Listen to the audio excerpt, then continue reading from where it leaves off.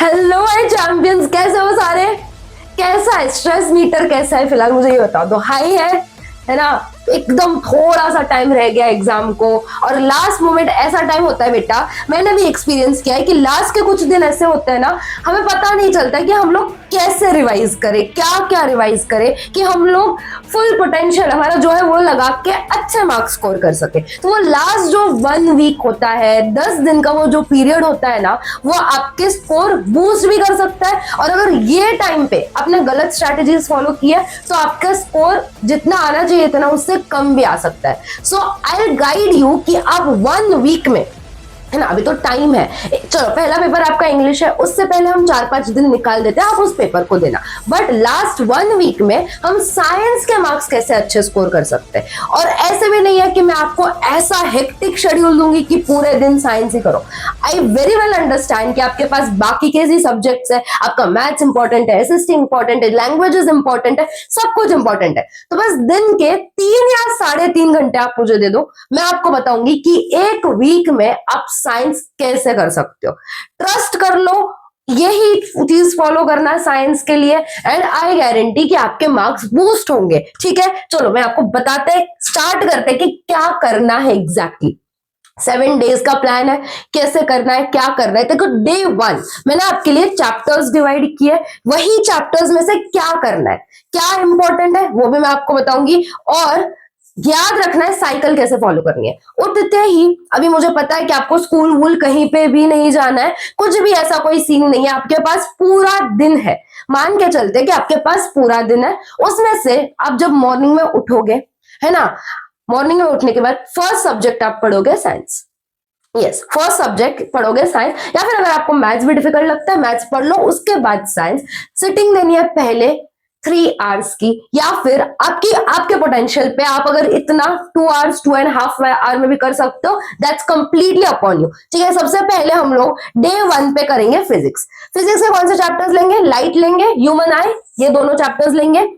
Light में important topics कौन से है वो मैंने आपको केमिस्ट्री बायो के बहुत अच्छे से बता दिए, जिसमें से मोस्ट प्रोबेबल क्वेश्चंस आते हैं, वो मैं आपको लिंक डिस्क्रिप्शन में दे दूंगी, आप वो भी फॉलो करना।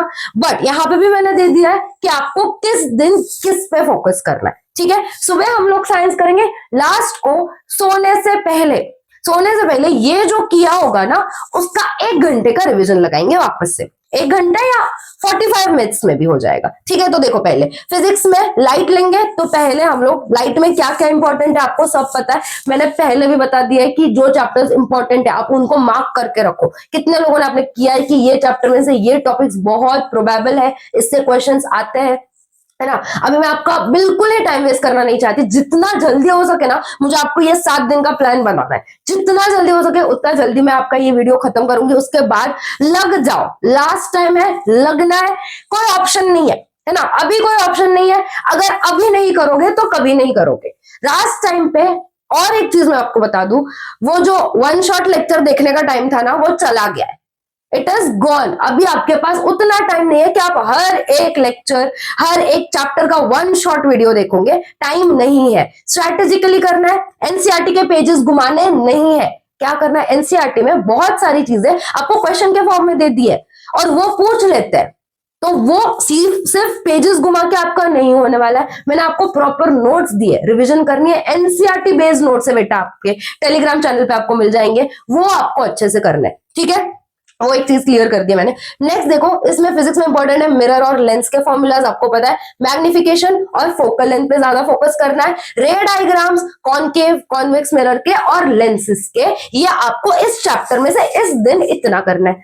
दूसरी बात करेंगे ह्यूमन आई वाले चैप्टर की, तो structure of human eye, function हर एक पार्ट का, डिफेक्ट्स ऑफ विजन, है ना, मायोपिया है, हाइपरमेट्रोपिया है, प्रेसबायोपिया है, और उनके करेक्शंस कैसे होते हैं, ये इसमें फोकस करना है।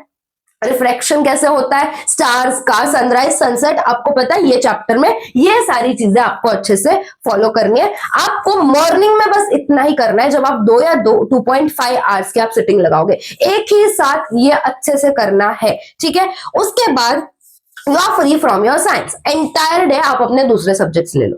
लास्ट में सोने से पहले ये करना है, क्या करना है, 5 to 7 न्यूमेरिकल्स। हम लोग जब पढ़ते हैं ना बेटा, सिर्फ कंसेप्ट समझना ही नहीं होता, उनको अप्लाई कैसे करना है वो भी एक चीज होती है। तो 5 से 7 न्यूमेरिकल सॉल्व करने, आपके टेक्स्ट बुक न्यूमेरिकल्स ले लो, आप पीवाईक्यूज ले लो, किसके बेस पे, लेंस और मिरर फॉर्मूलाज पे 5 से 7 न्यूमेरिकल्स सॉल्व करने हैं, लिख के सॉल्व करने हैं, ठीक है, पढ़ने नहीं है। जहां पे सिर्फ रिवीजन लगेगा, मैं सिर्फ बोलूंगी कि हाँ ठीक है आप पढ़ लो, तब सिर्फ पढ़ना है, बट यहाँ पे आपको सॉल्व करना है। फिजिक्स मैथ्स कभी भी सॉल्विंग वाला पोर्शन आप मगअप नहीं कर सकते, वो लिख लिख के ही प्रैक्टिस बनेगी।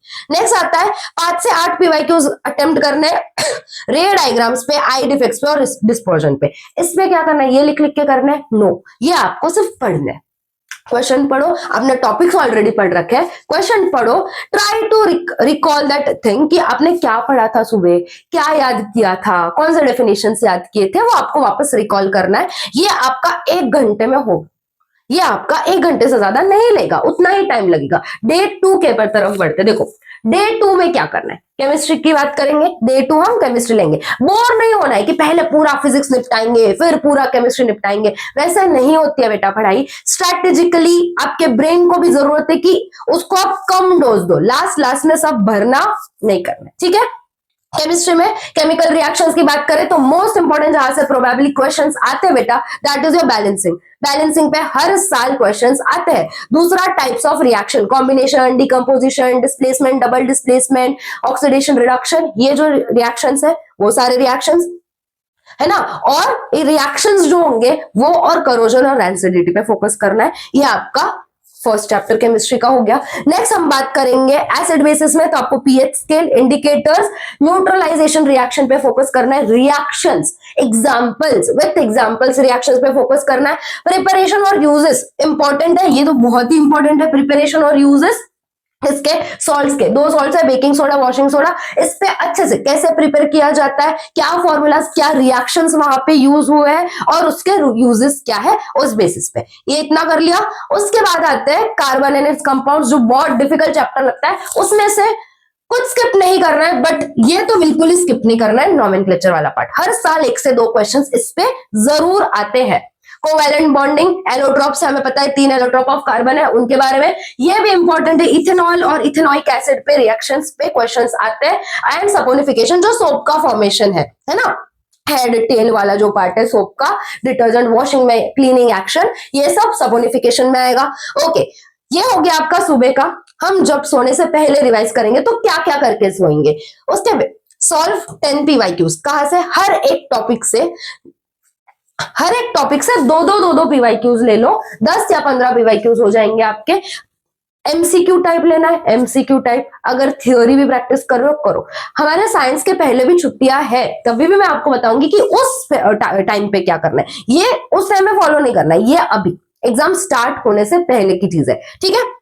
रिवाइज इंपॉर्टेंट केमिकल रिएक्शंस, इसमें बहुत सारे रिएक्शंस इन्वॉल्व है, वो सारे रिएक्शंस एक बार रिवाइज करके लेने हैं सोने से पहले। ये आपका 40 to 45 मिनट्स का काम है, ये भी हो जाएगा। यहाँ पे आपको कुछ भी लिखने वखने वाला काम नहीं है, क्योंकि सॉल्विंग का जैसा कुछ है ही नहीं यहाँ पे। सो अगर एक सजेशन है, अगर टाइम है, आप दूसरे सब्जेक्ट से टाइम निकाल सकते हो, तो ये जो रिएक्शंस वाला पार्ट है ना बेटा, वो लिख लिख के करो, है ना। तो आपको एक हैबिट बढ़ जाएगी कि रिएक्शंस लिखने की, जितना लिख के करते हैं उतना दिमाग में जाता है। बट मैं अगेन आप पे प्रेशर नहीं बना रही हूँ कि ये लिख के ही करो, नहीं, टाइम नहीं है, कोई बात नहीं, ये आप रिवाइज कर लो, टाइम है, वेल एंड गुड। हर एक रिएक्शन जो इंपॉर्टेंट है वो आप लिख के करो, है ना। और केमिस्ट्री और बायो के मैंने आपको इंपॉर्टेंट टॉपिक्स बताएंगे जिससे क्वेश्चंस आते हैं, तो वो टॉपिक्स, जब ये चैप्टर्स कर रहे हो ना, तो वो टॉपिक्स को भी रेफर करो वहां पे, ठीक है, कि कौन से साल में क्वेश्चंस आए थे, रिपीटेडली कौन से क्वेश्चंस आते हैं। ऑलराइट, डे 3 की बात करें तो डे 3 पे आपको क्या करना है, बायोलॉजी लेना है।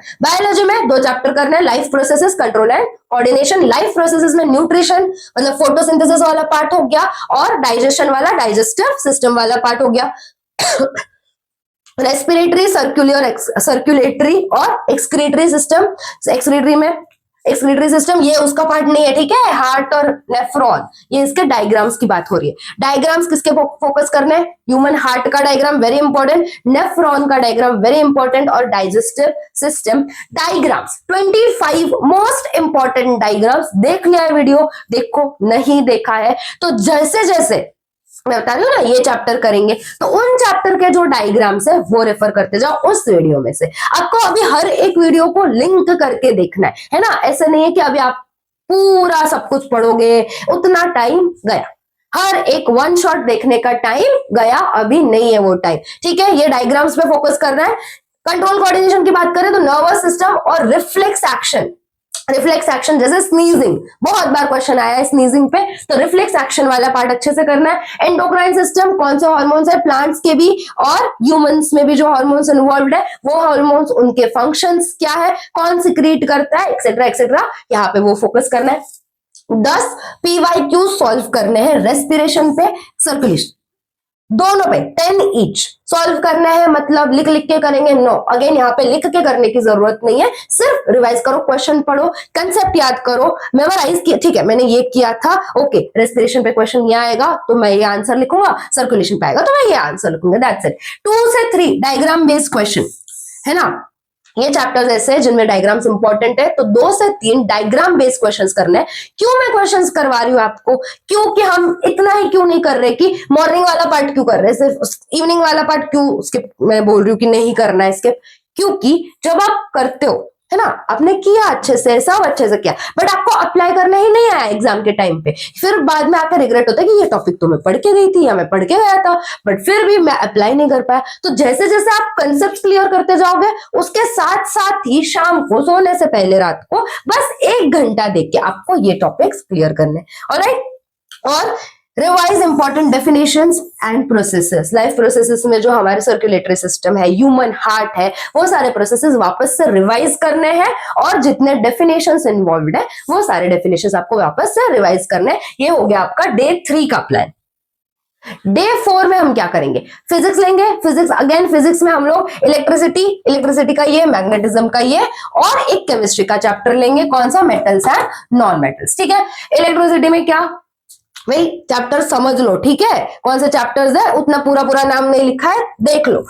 इलेक्ट्रिसिटी में Ohm's law, resistance, resistivity, series and parallel जो सर्किट्स आपके, वो उससे बहुत प्रॉब्लम वाले क्वेश्चंस आना, heating effect of electric current और उसके एप्लीकेशंस। मैग्नेटिज्म में right hand thumb rule, Fleming's left hand rule, ये जो रूल्स है, अगर ना पूछे ना आपके सीबीएसई इस पे क्वेश्चंस, तो ना पेपर आधा अधूरा सा लगता है। तो भाई रूल्स पे क्वेश्चंस आते हैं, इलेक्ट्रोमैग्नेटिक इंडक्शंस और डायग्राम्स, किसके, इलेक्ट्रिक मोटर और जनरेटर के, इस पे फोकस करना है। नेक्स्ट बारी आती है मेटल्स एंड नॉन मेटल्स की, तो इसमें क्या करना है, प्रॉपर्टीज आपको बहुत अच्छे से पता है, मेटल्स के प्रॉपर्टीज लर्न कर लो, मैंने क्लास में भी बताया था, मेटल के लर्न कर लो, उसके एग्जैक्ट ऑपोजिट लिख दो नॉन मेटल के प्रॉपर्टीज।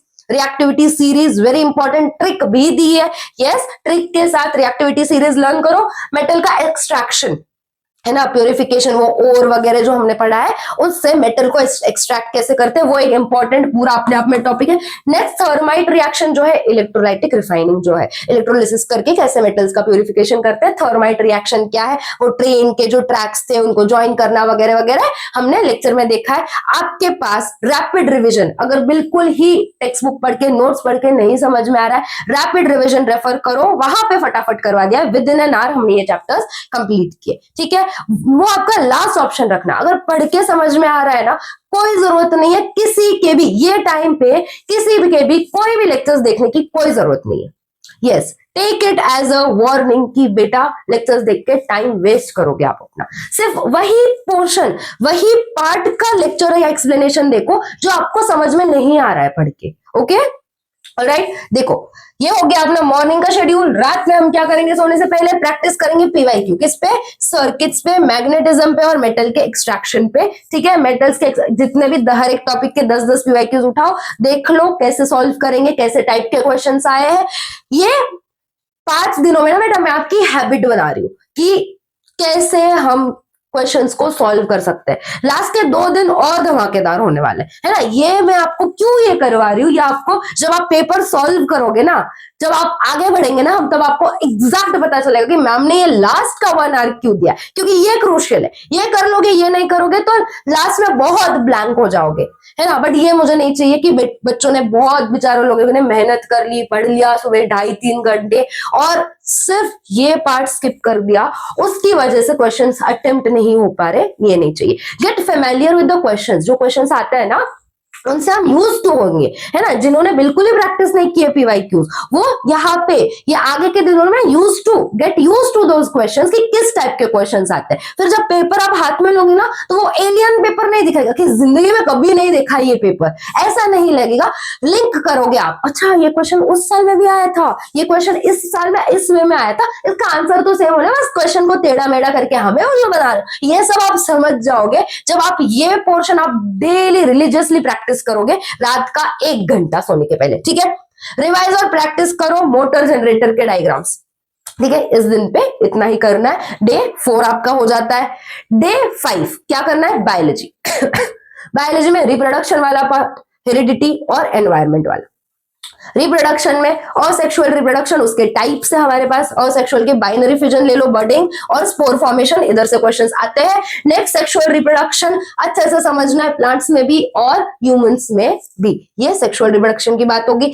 यहाँ पे हेरिडिटी में मेंडल के लॉज है ना, law of dominance, law of segregation, ये वाले जो लॉज है वो अच्छे से करना है। सेक्स डिटर्मिनेशन, ये बहुत इजी सा टॉपिक है, थोड़ा सा ही टॉपिक है बट क्वेश्चन आ जाता है, तो ये छोड़ के नहीं आना है भाई। और ईयरलोब्स, रिसेसिव ट्रेट कौन से है, डोमिनेंट ट्रेट कौन से है, वो ईयरलोब वाला जो क्वेश्चन है वो भी बहुत बार पूछा गया है। सो गो थ्रू इट। ये जब ये वाला पोर्शन करोगे ना, तो आपको ये क्वेश्चन दिखेगा आपके पेपर में, तो ये आप पता चलोगे अच्छा हमने सिर्फ भाई ये लर्न किया था, अभी मुझे याद आ गया, ठीक है। नेक्स्ट बात करते हैं एनवायरमेंट में। बेटा ये बचपन से पढ़ते आते हो, सिर्फ फटाफट इसमें टाइम देने की ज्यादा जरूरत नहीं है, बट हाँ क्वेश्चंस आते हैं, केस स्टडी बेस्ड क्वेश्चंस आते हैं इस चैप्टर से।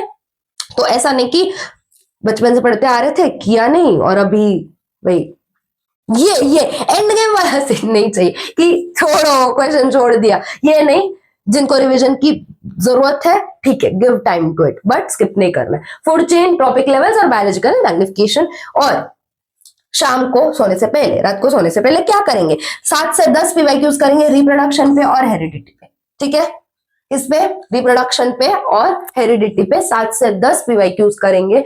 देखेंगे कि कौन से पीवाईक्यूज रिपीट हुए हैं, किस वे में रिपीट हुए हैं। Okay, practice diagram based questions, यहाँ पे है डायग्राम बेस्ड क्वेश्चंस आपके, तो ये डायग्राम बेस्ड क्वेश्चंस आपको प्रैक्टिस करना है। अगेन वो 25 डायग्राम्स वाला जो टॉपिक डाला है मैंने, जो वीडियो लेक्चर गया है आपका, उसकी लिंक आपको डिस्क्रिप्शन में मिल जाएगी। वहां पे हर एक लेबलिंग के साथ डायग्राम बेस्ड क्वेश्चंस में वापस से बता रही हूँ, ऐसे नहीं आते कि बेटा ए लेबल कर दो, बी लेबल कर दो, सी लेबल कर दो। बहुत कंफ्यूजिंग वे में पूछते हैं, ए लेबल करो और ए का मुझे फंक्शन बताओ, तो उसमें मैंने उसी वे में आपको बताया कि हर एक लेबलिंग का, हर एक जो हमने लेबल किया डायग्राम का, उसका फंक्शन एकदम उसके बाजू में लिख के दिया। Very easy to revise, quick revision हो जाएगा, रेफर दैट। ओके, नेक्स्ट हम बात करेंगे डे 6, है ना। डे 6 में आपको करना है सिर्फ और सिर्फ पेपर सॉल्विंग। पेपर कौन सा उठाए, या तो सीबीएसई का सैंपल पेपर उठा लो या फिर कोई भी एक प्रीवियस ईयर पेपर उठा लो, दोनों में से आपके पास ऑप्शन है, कुछ भी कर लो, दोनों में से एक। और किस कंडीशन में, दिन में, ये सुबह करो, रात को करो, कभी भी करो। दिन में जब भी आपके पास टाइम हो, आधा पेपर किया आधा पेपर किया, नो, ऐसे नहीं करना है। कैसे करेंगे मैम, हम लोग टाइमर लगाएंगे 3 आवर्स का। पेपर कैसे लिखना है मैंने वो भी बताया है, उसको भी रेफर कर लो। सेम उसी वे में जैसे मैंने बताया है, सेम उसी वे में हम लोग पेपर अटेम्प्ट करेंगे इन एग्जाम कंडीशंस। मानो हम आपका स्टडी टेबल, आपका बेड, कुछ भी चूज कर लो, वहां पे बैठ जाओ, एक आंसर शीट लो, उस पे जैसे मैंने बताया है, मैंने वीडियो डाला है, उस पे कैसे लिखना है पेपर, सेम उस वे में, जिस वे में आप मानो कि आप बोर्ड का पेपर दे रहे हो, दिस इज द डे, उस टाइम पे कैसे लिखोगे पेपर, लाइन वाइन लगा के, मार्जिन ड्रॉ करके, इंपॉर्टेंट हाईलाइट्स करके, एवरीथिंग सेम उसी वे में आपको पेपर सॉल्व करना है, ठीक है। पेपर सॉल्व किया, टाइम लगा के सॉल्व किया, उसके बाद क्या करेंगे, उसके बाद और एक चीज, जब आप ये सारे टॉपिक्स कर रहे हो ना, डे 1 to डे 5 जो आपने किया, उसमें आपको लगता होगा कि ये मेरे वीक टॉपिक्स है, जो मैं बार बार कर रही हूँ या कर रहा हूँ तो भी मेरे लर्न नहीं हो पा रहे बेटा, और वो इंपॉर्टेंट है, वो आते हैं। तो क्या करना है, हर एक दिन से ऐसे कुछ ना कुछ टॉपिक्स निकलेंगे जो आपको रेगुलरली रिवाइज करना है। 10 मिनट उन टॉपिक्स को दे दो, बिकॉज वो वेस्ट नहीं होंगे, इवेंचुअली आपके 7 दिनों में लर्न हो जाएंगे, कुछ ना कुछ तो आ ही जाएगा, ठीक है। यहाँ पे ये हो गया। और इसके बाद पेपर लिख लिया, उसके बाद गलतियां तो नहीं होगी, ऐसा थोड़ी है कि 100% पेपर दे दिया, नहीं ना, ऐसा नहीं होगा, आपकी गलतियां होगी, ठीक है, गलतियां हुई, स्ट्रेस में नहीं आना है कि कुछ नहीं आ रहा है भाई, इतनी गलतियां हो गई, कोई बात नहीं, मिस्टेक्स को एनालाइज करो, क्या गलती की, कहाँ पे गलती की है, किधर इतने मार्क्स मिलने चाहिए थे, इतने मार्क का क्वेश्चन था, मैं 1 ही मार्क का लिख के आ गया, है ना, ये सारी जो भी गलतियां है वो गलतियां एनालाइज करो, और क्या करो, जिधर जिधर आपको लगे कि ये टॉपिक्स मेरे वीक है वो टॉपिक्स को रिवाइज करो, बस इतना ही करना है आपको डे 6 में, ये आप मॉर्निंग में कर लो, मैं सजेस्ट करूंगी एक बार पेपर मॉर्निंग में सॉल्व करो, शाम को सोने से पहले ये वाला जो पोर्शन है, analyse your mistakes and revise your weak topics, ये वाला जो पोर्शन है वो आप सोने से पहले कर लो, ठीक है, ऑलराइट, डे 6 में हमें बस इतना ही करना है, यहाँ पे कुछ भी हो जाए, कितने भी मार्क्स मिले, कोई टेंशन लेने की बात नहीं है बेटा, लास्ट में आपका कॉन्फिडेंस ही आपकी की है, कॉन्फिडेंस रखोगे और कर पाओगे, है हमारे पास, और मुझे नहीं लगता कि आप डे 1 से डे 5 अगर अच्छे से फॉलो कर लोगे तो आई डोंट थिंक सो कि आपके पेपर्स अच्छे से सॉल्व नहीं होंगे, हो जाएंगे, और ऐसे होंगे ना जितने आपने एक्सपेक्ट भी नहीं किए, मोर देन एक्सपेक्टेड, बट अच्छे से स्ट्रैटेजी फॉलो करनी है, अच्छे से ध्यान देना है, ऐसा नहीं कि करने के लिए कर लिया, नहीं, अभी आप किसी के लिए नहीं कर रहे हो, आप खुद के लिए कर रहे हो, आपको मार्क्स चाहिए, आपको अच्छा रैंक चाहिए, उसके लिए कर रहे हो, ठीक है, देखो लास्ट डे इधर भी क्या करना है, फुल साइंस पेपर सॉल्विंग, और ये पेपर सैंपल पेपर में से मत उठाओ, ये पेपर कौन सा ले, PYQ बेस्ड, वहां पे आपने डे 6 में क्या किया, आपने मिस्टेक्स को एनालाइज किया, तो आपको मिस्टेक्स भी पता है, मिस्टेक्स को आपने रिवाइज कर लिया, सजेस्ट करूंगी ये पेपर करने से पहले मॉर्निंग में मिस्टेक्स जितने हुए थे वो मिस्टेक्स को रिवाइज करो, go through all your weak topics and then उसके बाद ये पेपर अटेम्प्ट करना, कोई भी PYQ, कोई भी प्रीवियस ईयर पेपर,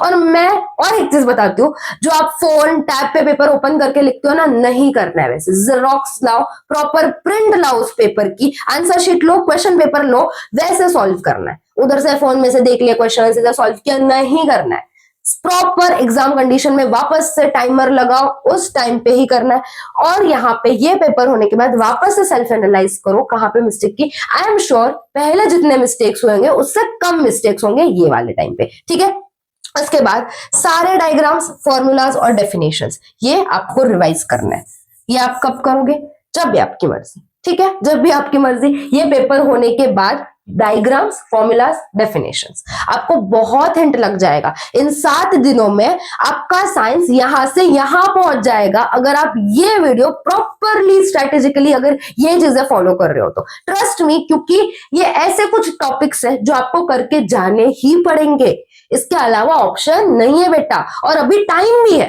तो टेंशन लेके कुछ फायदा नहीं है, क्या करना है, मेहनत करनी है, एग्जाम के दिन पे एग्जाम के दिन का देखा जाएगा, फिलहाल मेहनत करनी है, ओके, ये बेटा आपके कितने दिन का प्लान हो गया, पूरे 1 वीक का, आपके डे 1 टू डे 7 मैंने आपको अच्छे से बता दिया, इतना कर लोगे, ट्रस्ट मी, आपके साइंस के मार्क्स बढ़ेंगे बढ़ेंगे बढ़ेंगे और बढ़ेंगे, ठीक है, लास्ट वीक में कुछ भी अगर एक बार ये स्टार्ट कर रहे हो तो हर एक दिन पे प्लान चेंज मत करो कि आज ये करूंगा, आज वो कर लूंगा, आज ये देख लिया, आज वो देख लिया, ज्यादा मोटिवेशन आ गया, 2 दिन का एक साथ निपटा दिया, नहीं, टाइम टू टाइम, डे 1 पे इतना हो गया ना, बी हैप्पी, दूसरे सब्जेक्ट्स भी है, नॉट जस्ट साइंस, बाकी सब्जेक्ट्स भी है, एक सब्जेक्ट आपका फाइनल रिजल्ट डिसाइड नहीं करता है, मुझे बहुत अच्छे से पता है, दूसरे सब्जेक्ट्स भी उतने ही फोकस करना है, बट अगेन साइंस की बात करें तो इतना कर लो, दैट्स इनफ लास्ट वीक के लिए, इससे ज्यादा कुछ भी नहीं, इससे ज्यादा कुछ नहीं, स्ट्रेस वगैरह